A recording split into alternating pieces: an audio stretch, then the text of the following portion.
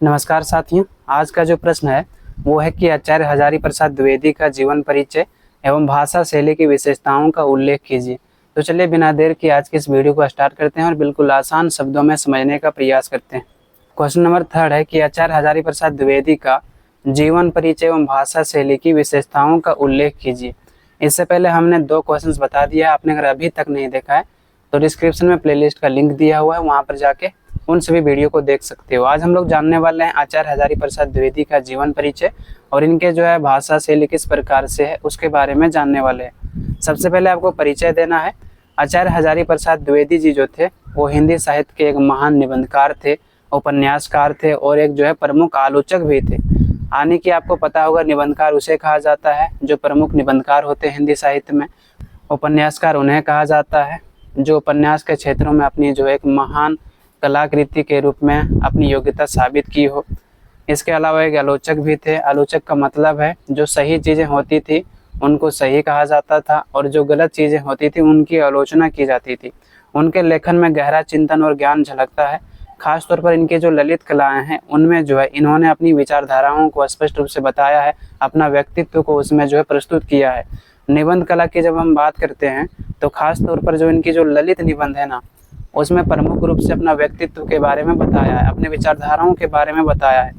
अब सवाल है कि ललित कला आखिर क्या होती है, ललित निबंध क्या होता है। तो ललित निबंध का मतलब ये है साथियों कि जब अपने विचारों को, अपने अनुभूतियों को कोई भी जो है लेखक या साहित्यकार सुंदर तरीके से स्पष्ट रूप से व्यक्त करता है तो उसे हम कहते हैं ललित निबंध। तो इस प्रकार से हजारी प्रसाद द्विवेदी जी ने जो है अपने निबंधों के माध्यम से जो उनका विचारधारा है, जो उनकी अनुभूति है, उनको बहुत ही बेहतर ढंग से व्यक्त किया है और हिंदी साहित्य को एक नई दिशा दी है, जिसके कारण द्विवेदी जी के रचनाओं ने पाठकों को अपनी ओर आकर्षित किया है। द्विवेदी जी के रचना के कारण पाठक जो है उनकी ओर आकर्षित हुआ है। नेक्स्ट हेडिंग बनाना है आचार्य हजारी प्रसाद द्विवेदी का जीवन परिचय। हम लोग पहले जानते हैं आचार्य हजारी प्रसाद जी के जीवन परिचय क्या है। साथियों मैं अभी जो है छत पर वीडियो रिकॉर्ड कर रहा हूँ आप लोगों के लिए, क्योंकि लॉज में काफ़ी हल्ला होता है, आप सभी को मैंने पहले भी बताया था। तो अगर आवाज़ थोड़ा सा इधर उधर होता है तो आप लोग थोड़ा मैनेज कर लेना। इस बार के लिए बहुत ज़्यादा दिक्कतें हमको हो रही है। नेक्स्ट बार से जो है एग्ज़ाम से पहले सारा वीडियो तैयार करके रखा जाएगा और एग्ज़ाम के दौरान आपको जो है सभी वीडियो दिया जाएगा, तो इससे आपको भी समस्या नहीं होगी और हमें भी नहीं होगा। पहला जो पॉइंट बनाना है वो है जीवन और शिक्षा। आचार्य हजारी प्रसाद द्विवेदी का जन्म जो है 1907 में कहाँ हुआ था? उत्तर प्रदेश के बलिया नामक जिले में जो है एक गांव था छपरा। तो वहाँ पर जो एक ब्राह्मण परिवार में हजारी प्रसाद द्विवेदी जी का जन्म होता है। इनके पिता जो है पंडित अनमोल दुबे थे। इनके पिताजी का नाम क्या था? पंडित अनमोल दुबे। और इनके जो पिताजी थे ना वो एक संस्कृत और ज्योतिषी के प्रकांड विद्वान थे, यानी बहुत ही महान विद्वान थे संस्कृत के।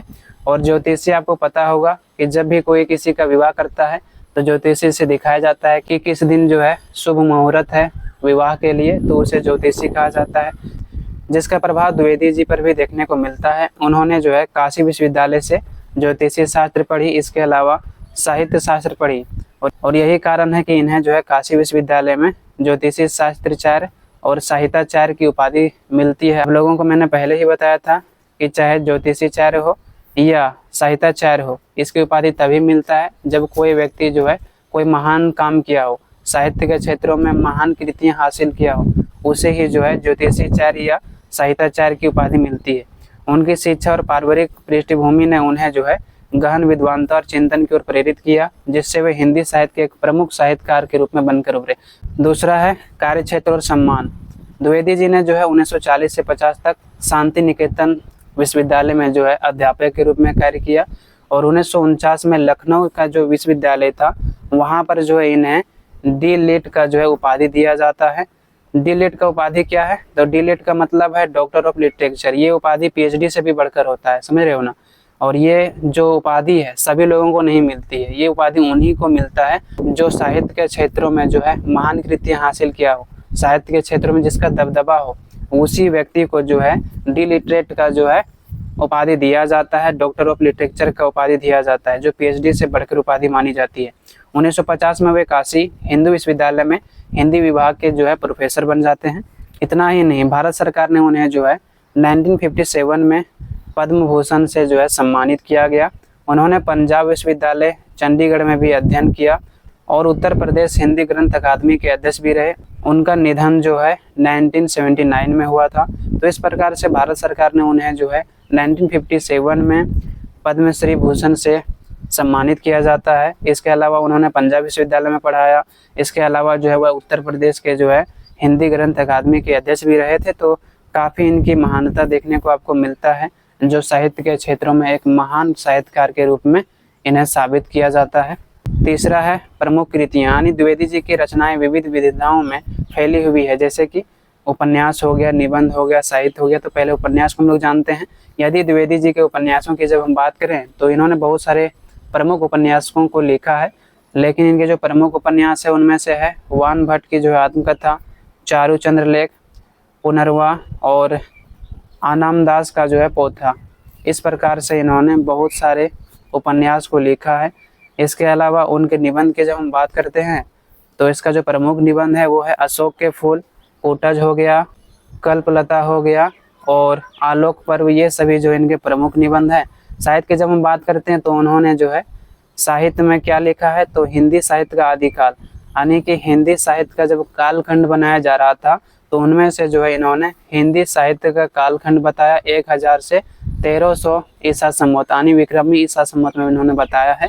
और इस प्रकार से हिंदी साहित्य का जो इन्होंने कालखंड का विभाजित किया, जो कम बड़ी बात नहीं है हिंदी साहित्य के क्षेत्रों में। इसीलिए इनको जो है एक महान साहित्यकार, उपन्यासकार और निबंधकार माना जाता है। साथियों, हिंदी साहित्य की भूमिका और हिंदी साहित्य जैसे महत्वपूर्ण ग्रंथ की इन्होंने रचना की है, जो हिंदी साहित्य के अध्ययन के लिए क्या है, एक अमूल्य धरोहर है। इनके कारण हिंदी साहित्य को जो है एक ऊंचाई पर पहुंचाया जा सका है। चौथा है भाषा शैली की विशेषताएं। भाषा शैली की विशेषताएं का मतलब क्या है? द्विवेदी जी के जब हम भाषा की बात करते हैं तो इन्होंने जो है विषय के अनुकूल भाषा को लिखा है, और जो इनका भाषा है समृद्ध है, प्रवाहपूर्ण है, आसानी से जो है उसको आप समझ सकते हो। वे संस्कृत, अपभ्रंश और अंग्रेजी जैसी भाषाओं पर गहरा पकड़ रखते हैं, यानी कि जो द्विवेदी जी है उनका जो है संस्कृत हो या अपभ्रंश हो या अंग्रेजी हो, इन सभी भाषाओं पर यह जो है गहरा पकड़ रखते हैं। अपभ्रंश क्या है, तो कहा जाता है कि संस्कृत का ही जो है बदला रूप अपभ्रंश है, जो आगे चलकर जो है धीरे धीरे इसे हिंदी के रूप में परिवर्तित हो जाता है। तो संस्कृत का ही टूटा हुआ रूप, बदला हुआ रूप अपभ्रंश भाषा माना गया है। उनकी भाषा में संस्कृत के तत्सम शब्दों के साथ साथ तद्भव जो है, देशज है और अन्य भाषाओं का जो है शब्दों का कुशल प्रयोग किया जाता है, यानी कि वह तत्सम शब्दों का भी प्रयोग करते हैं अपने साहित्य में। तत्सम का मतलब है संस्कृत। इसके अलावा तद्भव हो गया, जो संस्कृत और यहाँ पर जो इंडियन लैंग्वेज है ना उससे मिलकर बनती है। इसके अलावा देशज हो गया, जो लोकल लैंग्वेज होता है। और अन्य भाषाओं में जो है उन्होंने बहुत सारे साहित्य को लिखा है, कविताओं को लिखा है, निबंध को लिखा है। भाषा को जो है गतिशील बनाने के लिए उन्होंने मुहावरों और लोकोक्तियों का भी भरपूर प्रयोग किया है। इस प्रकार से उन्होंने जो है भाषा को बेहतर तरीके से बताने के लिए, अपने निबंध को बेहतर तरीके से पाठक तक पहुंचाने के लिए कहीं कहीं मुहावरों और लोकोक्तियों का भी प्रयोग किया है। मुहावरों का मतलब क्या है, जैसे कि आप कहते हो ना कि 9 2 11 होना, यानी भाग जाना, उसी प्रकार से मुहावरों का प्रयोग करते हैं। साथियों, छत पर थोड़ा हवा ज़्यादा चल रही है, इसलिए आई थिंक आप लोगों को थोड़ी सी आवाज़ में प्रॉब्लम होगी, तो मैनेज कर लेना इस बार के लिए। पांचवा जो है वो है शैलीगत विविधता। शैलीगत विविधता का मतलब है कि द्विवेदी जी की लेखन शैली में जो है विचारात्मक, आलोचनात्मक, भावनात्मक और हास्य व्यंग्य शैली की विविधता देखने को मिलती है। इसका मतलब क्या है? विचारात्मक का मतलब है बहुत ही विचारपूर्ण तरीके से किसी भी निबंध को लिखते हैं, उपन्यास को लिखते हैं, ताकि जब उसको पाठक पढ़े तो उनके विचारधाराओं को समझ सके। आलोचनात्मक का मतलब है जो सही चीज़ें हैं उसको सही कहना, जो गलत चीज़ें हैं उसकी आलोचना करना। भावनात्मक का मतलब है किसी भी चीज़ को जो है भावनात्मक रूप से लिखना। और जब हम समाज के बारे में बात करते हैं तो समाज में जो बुराइयां हैं उसको जो है हास्य व्यंग्य के आधार पर लिखते हैं, यानी हंसी मजाक में इस प्रकार से लिख देते हैं, गहरी बात कह देते हैं कि पाठक उसको समझ भी जाता है और सोचने पर मजबूर भी हो जाता है कि आखिर इन्होंने इतनी गहरी बात कैसे लिख दी। उनकी विचारात्मकता शैली विचारों की स्पष्टता पर केंद्रित है। उनका जो विचारधाराएं है उसमें भी बेहतर तरीके से पता चलता है कि उन्होंने आखिर क्या हमें बताना चाहा है। जबकि हम आलोचनात्मक शैली की बात करते हैं तो उसमें वह जो है तटस्थ रूप से और सीधी सादी बात को कहते हैं, ज़्यादा घुमा फिरा के बातों को नहीं कहते हैं। भावनात्मक शैली की जब बात करते हैं तो उनके व्यक्तिगत की जो है छाप छोड़ती है कि इनका व्यक्तित्व कैसे था। उनके भावनाएं व्यक्त करते समय उनका अपना व्यक्तित्व झलकता है। और हंसते समय जो है या व्यंग करते समय भी वे विनम्र और मीठी भाषा का ही इस्तेमाल करते हैं, यानी बहुत ज़्यादा कड़वी भाषा का इस्तेमाल वो नहीं करते हैं। अगर किसी की बुराई भी करना हो, यानी किसी का जो है मजाक उड़ाना हो, तो हंस और व्यंग के आधार पर करते हैं ताकि व्यक्ति सीख भी जाए और उसको बुरा भी ना लगे। इस मिले जुले अंदाज से ही जो है द्विवेदी जी का लेखन को खास बनाता है। और अंत में साथियों आपको निष्कर्ष देना है कि हजारी प्रसाद द्विवेदी जी जो है हिंदी साहित्य के एक महान साहित्यकार और प्रभावशाली व्यक्तित्व वाले व्यक्ति थे। उन्होंने न केवल जो आलोचना, इतिहासकार और निबंधकार के रूप में अपनी पहचान बनाई, बल्कि जो भारत की संस्कृति है, जो दर्शन है, जो साहित्य है, उनकी गहरी समझ को भी जो है अपनी रचनाओं में प्रस्तुत किया है। तो इस प्रकार से यहाँ पर समाप्त होता है।